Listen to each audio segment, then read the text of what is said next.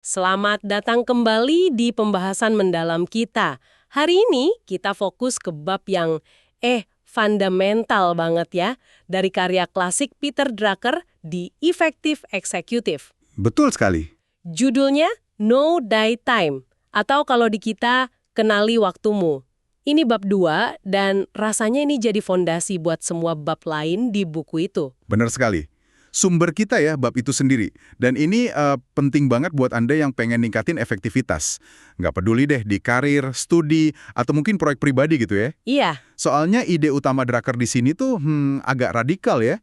Langkah pertama buat jadi efektif itu bukan bikin daftar tugas atau katakanlah rencana strategis. Nah, justru itu yang bikin penasaran. Jadi misi kita kali ini tuh pengen gali lebih dalam, kenapa sih Drucker ini ngotot banget kalau memahami dan mengelola waktu itu adalah, ya itu tadi, titik awal yang mutlak. Betul. Kita bakal bedah argumennya, lihat langkah praktisnya, dan tentu aja beberapa contoh nyata yang Drucker kasih.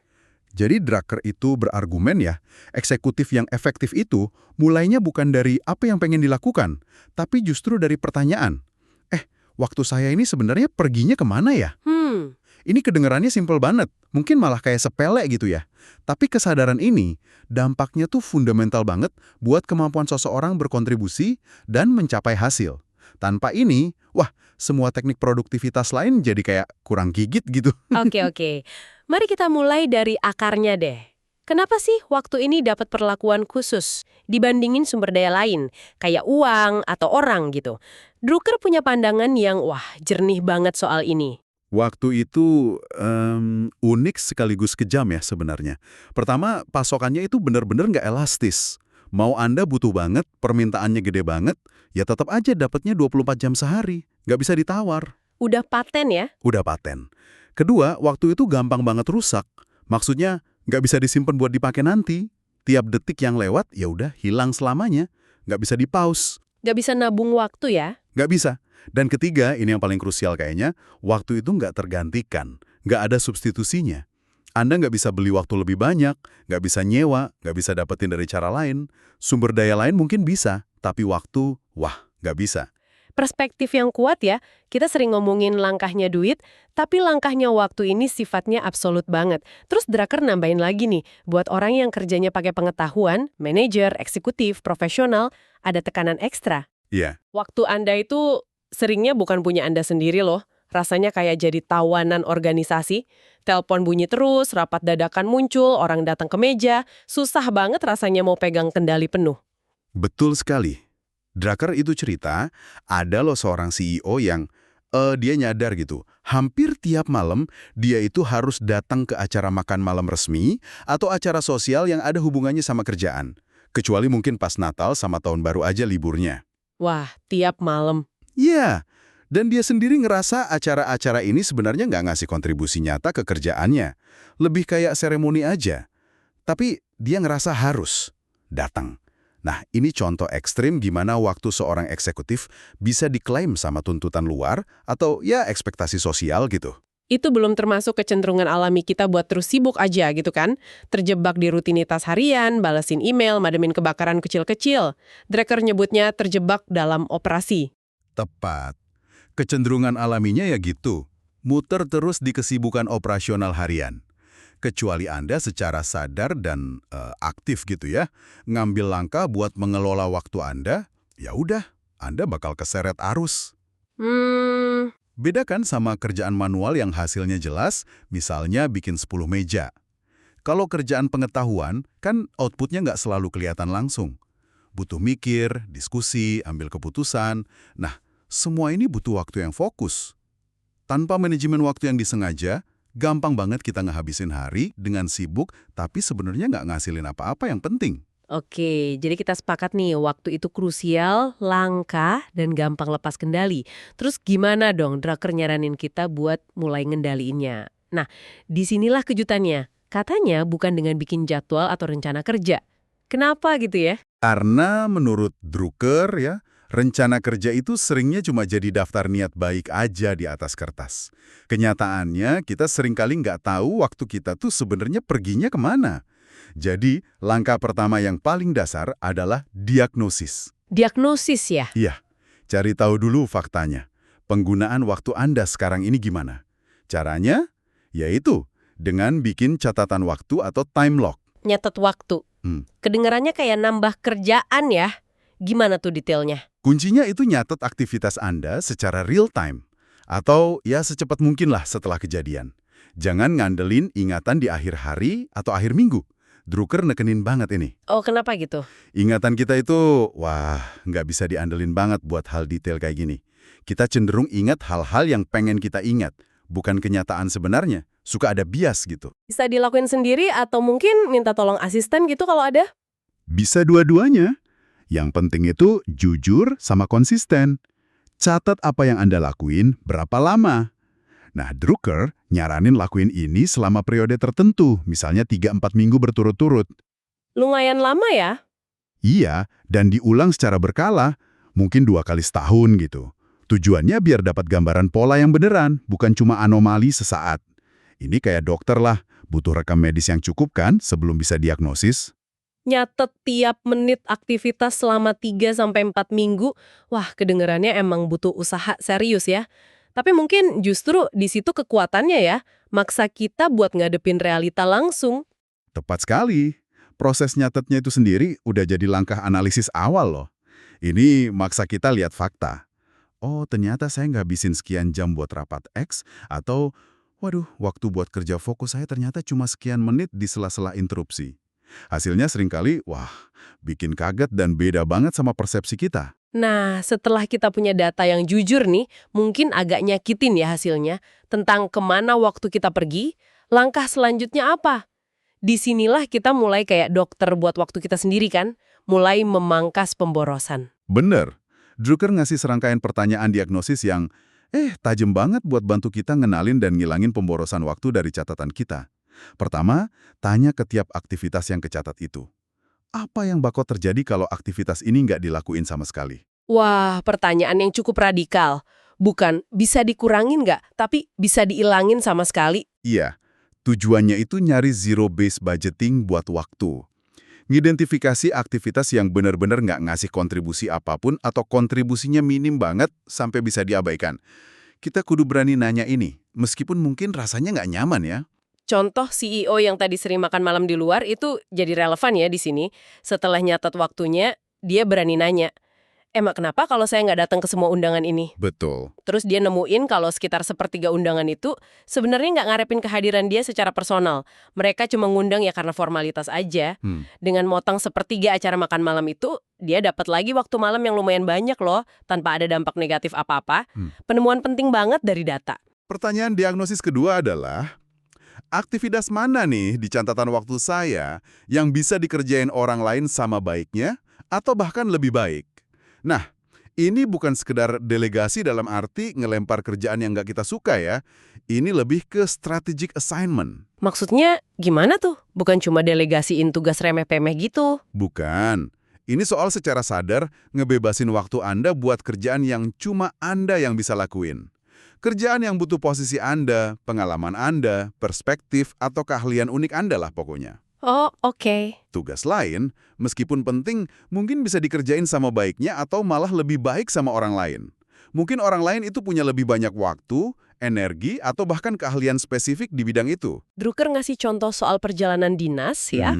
Mungkin staf yang lebih junior, yang fisiknya lebih oke, lebih tahan jet lag, bisa nanganin perjalanan tertentu sama pertemuan awal di lokasi itu lebih efektif daripada atasan yang udah capek dan waktunya lebih berharga buat negosiasi tingkat tinggi besoknya. Tepat. Ini bukan soal ngeremehin, tapi manfaatin kekuatan masing-masing secara optimal. Nah, ngatasin ego buat ngakuin orang lain bisa lebih baik, itu kayaknya jadi kunci ya di sini. Banget. Pertanyaan ketiga nih, ini butuh keberanian ekstra lagi. Apa yang saya lakukan yang justru buang-buang waktu Anda, orang lain, tanpa benar-benar nambah efektivitas Anda? Pertanyaan ini nggak kita tanyain ke diri sendiri, tapi kita ajuin secara sistematis ke orang-orang yang kerja bareng kita. Bawahan, kolega, mungkin malah atasan. Wah, ini perlu kerendahan hati banget ya. Minta feedback gimana kita jadi sumber pemborosan buat orang lain. Contohnya gimana tuh? Contoh klasik ya, manajer yang sering banget ngadain rapat panjang lebar, pesertanya banyak, padahal nggak semua orang perlu hadir di seluruh sesi. Setelah berani nanya ke timnya, dia mungkin baru nyadar kalau rapat wajib bisa diubah jadi opsional aja. Oh ya. Iya, Terus cukup kirim catatan ringkasan yang jelas setelahnya. Ini bisa ngirit puluhan atau bahkan ratusan jam kerja kolektif loh. Luar biasa ya dampaknya kalau dipikir-pikir. Drucker juga nyorot contoh ekstrim Harry Hopkins, penasihat kunci Presiden Roosevelt pas Perang Dunia II. Si Hopkins ini kan sakit parah ya. Secara fisik cuma bisa kerja beberapa jam aja tiap beberapa hari. Kondisi itu maksa dia buat fokus cuma ke hal-hal yang paling vital, yang benar-benar ngaruh ke kebijakan perang. Dia nggak punya waktu buat ngurusin hal-hal sekunder. Justru karena keterbatasan ekstrim ini, dia jadi luar biasa efektif dalam perannya. Churchill aja sampai ngejulukin dia Lord Heart of the Matter, gitu. Karena kemampuannya langsung ke inti masalah. Pelajaran yang kuat ya. Keterbatasan itu bisa maksa kita nemuin esensi. Jadi pemangkasan ini bukan cuma soal efisiensi, tapi nemuin kontribusi inti kita. Nah, selain pemborosan yang bisa kita kendalikan langsung, Drucker juga ngomongin soal pemborosan waktu gara-gara masalah sistemik atau manajemen yang jelek. Ini seringkali lebih susah ya diatasinya. Betul. Ini pemborosan yang sering bikin frustrasi banyak orang di organisasi. Soalnya sumbernya bukan di individu, tapi di sistem kerjanya. Drucker ngidentifikasi beberapa gejalanya nih. Gejala pertama itu krisis yang berulang. Maksudnya masalah yang sama, nongol lagi gitu. Iya, misalnya panik inventaris tiap akhir tahun, atau rebutan anggaran di kuartal terakhir, atau ngebut buat capai target penjualan di akhir periode. Krisis yang kejadiannya berulang kali itu harusnya bisa diramalin. Harusnya ya. Dan karena bisa diramalin, harusnya bisa dicegah atau diubah jadi rutinitas standar aja, yang bisa ditanganin staf biasa pakai prosedur yang jelas. Organisasi yang dikelola dengan baik itu, kata Drucker, cenderung ngebosenin. Ngebosenin? Kok gitu? Iya, karena nggak ada drama krisis dadakan terus-terusan. Semuanya udah diantisipasi. Udah ada sistemnya. Oke. Gejala kedua yang menarik nih. Terlalu banyak staf atau overstaffing. Ini agak lawan intuisi ya. Bukannya makin banyak orang kerjaan makin cepat kelar? Nggak selalu, apalagi di kerjaan pengetahuan. Ingat teka-teki di buku SD dulu? Kalau 2 penggali butuh 2 hari buat gali parit, berapa lama waktu yang dibutuhin 4 penggali? Jawaban matematisnya kan 1 hari. Iya. Tapi Drucker bilang, di kerjaan pengetahuan, jawabannya bisa jadi 4 hari atau malah nggak kelar. Kenapa? Soalnya makin banyak orang, makin banyak waktu yang habis buat interaksi, koordinasi, rapat, potensi konflik antar mereka juga. Beban komunikasinya naik secara eksponensial. Oh gitu ya. Makanya, jangan mempekerjakan spesialis cuma buat jaga-jaga kalau suatu saat dibutuhin. Mending akses keahlian itu dari luar pas benar-benar perlu aja. Logika sederhana, lebih banyak orang sama dengan lebih cepat, ternyata nggak berlaku ya di sini. Oke, lanjut ke gejala ketiga. Gejala ketiga itu struktur organisasi yang buruk atau malorganization. Contoh klasik dari Drucker itu perusahaan energi gede yang punya 3 divisi kepisah. Turbin uap, turbin gas gede, sama energi atom. Terpisah ya? Iya, masing-masing lapor ke atasan beda, punya target sendiri, dan seringnya malah saingan. Padahal, pasar energi kan makin nyambung ya. 3 sumber energi bisa saling gantiin atau ngelengkapin. Akibat struktur yang kepisah ini, rapat koordinasi nggak habis-habis antara 3 divisi itu sama manajemen puncak. Waktu semua orang habis di rapat. Jadi boros waktu banget ya? Banget. Solusinya ya disatuin aja mereka jadi 1 unit bisnis energi. Akhirnya itu ngurangin drastis kebutuhan rapat koordinasi. Meskipun ya keputusan strategis gede tetap butuh waktu lah. Jadi struktur yang salah bisa jadi mesin penghasil rapat ya? Oke, gejala terakhir apa nih? Gejala keempat itu informasi yang salah atau nggak berfungsi, malfunction in informasi. Ini bisa 2 bentuk. Pertama, kurangnya info yang relevan dan tepat waktu. Contohnya, petugas penerimaan pasien di RS nggak tahu secara real time kasur mana yang baru aja kosong karena pasien udah pulang dan kamar dibersihin. Padahal infonya ada ya? Infonya ada di lantai perawatan, di kasir, tapi nggak nyampe ke bagian penerimaan dengan cepat. Akibatnya pasien nunggu nggak perlu. Kasihan juga ya. Terus bentuk kedua? Bentuk kedua, informasinya sih ada, tapi formatnya salah atau nggak sesuai kebutuhan pengguna. Contohnya, bagian akunting ngasih data rata-rata biaya produksi per unit ke manajer operasi. Padahal, manajer operasi itu butuhnya data rentang, minimum maksimum, sama data ekstrim, kasus terburuk terbaik, biar bisa ngendaliin proses produksi dan ambil keputusan yang pas. Oh, data rata-rata bisa nutupin masalah ya? Bisa banget, data ada, tapi kalau salah bentuk atau telat, ya sama aja bohong kan, nggak guna. Ngatasin masalah sistemik ini emang kedengerannya butuh usaha jangka panjang ya, tapi dampaknya bisa luar biasa buat ngirit waktu semua orang. Oke, jadi setelah kita nyatet, diagnosis, terus mangkas semua pemborosan itu, baik yang individual maupun sistemik, apa dong yang tersisa? Inilah harta karunia gitu. Betul. Yang tersisa itu yang Drucker sebut sebagai waktu diskresioner. Waktu yang benar-benar ada di bawah kendali Anda, yang bisa Anda pakai buat kerjaan penting yang ngasih kontribusi terbesar. Tapi, ada peringatan penting nih. Apa tuh? Jumlahnya mungkin nggak bakal banyak. Bahkan setelah kita udah motong habis-habisan pun, mungkin cuma sebagian kecil aja dari total waktu kerja Anda. Waduh, jadi sedikit ya. Terus kuncinya bukan cuma nemuin waktu diskresioner ini dong, tapi gimana makainya? Tepat. Kunci absolutnya adalah mengkonsolidasikan waktu diskresioner yang tersisa ini jadi blok-blok waktu yang cukup gede dan nyambung. Blok waktu yang gede dan nyambung ya? Iya, sedikit-sedikit waktu di sana-sini, 15 menit antar rapat, setengah jam sebelum pulang, itu hampir nggak ada gunanya buat kerjaan serius yang butuh konsentrasi sama mikir mendalam. Pecahan waktu kecil itu kayak debu emas, kelihatannya banyak tapi nggak bisa dibentuk jadi sesuatu yang berharga. Drucker punya contoh bagus soal ini kan, yang presiden bank itu. Iya, Presiden bank yang setelah dia analisis waktunya, dia nemuin kalau rentang perhatian efektifnya buat kerja fokus itu sekitar 90 menit.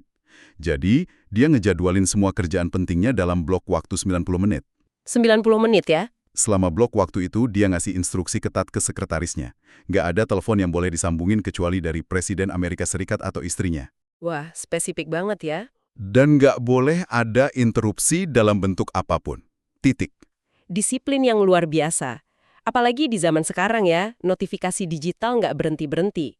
Tapi hasilnya dia bisa nyelesain banyak kerjaan strategis dan penting di sesi-sesi fokus itu. Drucker nekenin, bahkan 1/4 hari kerja aja, sekitar 2 jam, yang dikonsolidasi jadi satu blok utuh, itu bisa produktif banget buat tugas gede. Sebaliknya, 3/4 hari kerja tapi kepecah-pecah jadi slot 15 menit atau 30 menit, mungkin nggak bakal ngasilin apa-apa yang signifikan. Bener juga sih. Andai kan nggak bisa nulis laporan strategis, atau ngembangin rencana bisnis, atau mecahin masalah rumit, kalau tiap 15 menit perhatiannya keganggu. Lalu gimana cara praktisnya buat ngonsolidasiin waktu ini? Apa harus selalu ngeblok waktu di kantor? Nggak harus sih, bisa aja dengan ngejadwalin periode kerja fokus di kantor. Kayak Presiden Bank tadi mungkin ngosongin pagi hari Selasa sampai Kamis buat kerjaan gede. Atau, cara lain yang menurut Drucker seringkali lebih efektif, itu kerja dari rumah selama 1 atau 2 jam di pagi hari. Sebelum ke kantor gitu ya? Sebelum berangkat ke kantor, sebelum kebisingan hari kerja mulai. Ini biasanya lebih bagus daripada nyoba kerja lembur malam-malam pas kita udah capek dan efektivitasnya turun. Oke, masuk akal. Jadi ini bukan solusi sekali jadi ya, tapi proses yang jalan terus. Tepat. Ini butuh disiplin sama usaha terus-menerus. Langkahnya bisa diringkas gini. Pertama, setelah analisis waktu, kita estimasi secara realistis berapa banyak waktu diskresioner yang bisa kita dapetin. Kedua, secara sadar, jadwalin blok waktu yang nyambung sejumlah itu di agenda Anda. Dijadwalin ya? Ketiga, lindungi blok waktu itu dengan gigih dari gangguan. Komunikasiin ke tim, matiin notifikasi. Keempat, lakuin analisis waktu lagi secara berkala biar mastiin waktu diskresioner Anda nggak kegerus lagi sama hal-hal mendesak, tapi nggak penting. Kelima, pakai ketersediaan waktu diskresioner ini sebagai dasar buat netapin deadline yang realistis buat tugas-tugas penting. Drucker bahkan nyebut contoh eksekutif efektif yang punya 2 daftar prioritas ya. Satu buat tugas mendesak yang harus cepat diberesin, satu lagi buat tugas penting tapi mungkin nggak nyenemin, kayak ngembangin orang atau bangun hubungan eksternal gitu. Masing-masing pakai deadline yang jelas berdasarkan blok waktu yang ada. Iya, ini biar mastiin kerjaan penting yang nggak mendesak itu nggak terus-terusan kepinggirin gitu aja. Oke, jadi kalau kita tarik benang merahnya nih, apa sih inti dari bab Know Thy Time ini? Ngelola waktu, menurut Drucker, ternyata jauh lebih dalam ya daripada sekedar tips and trik produktivitas biasa. Betul. Ini bukan sekedar soal jadi lebih efisien dalam ngerjain banyak hal. Buat Drucker, manajemen waktu itu kondisi prasyarat, fondasi mutlak, dari efektivitas seorang eksekutif atau pekerja pengetahuan. Ini langkah pertama yang nggak bisa dilewatin sebelum kita bisa ngomongin soal netapin prioritas yang benar, bikin keputusan yang bagus, atau fokus ke kontribusi. Analisis waktu dengan semua langkahnya tadi, nyatet, mangkas pemborosan, ngonsolidasiin, itu pada dasarnya cara sistematis buat nganalisis kerjaan kita sendiri dan maksa kita mikir tentang apa sih yang benar-benar penting. Tepat, proses ini maksa kita ngajuin pertanyaan fundamental. Dengan posisi, pengetahuan sama sumber daya yang saya punya ini, apa sih kontribusi terbesar yang bisa dan seharusnya saya kasih?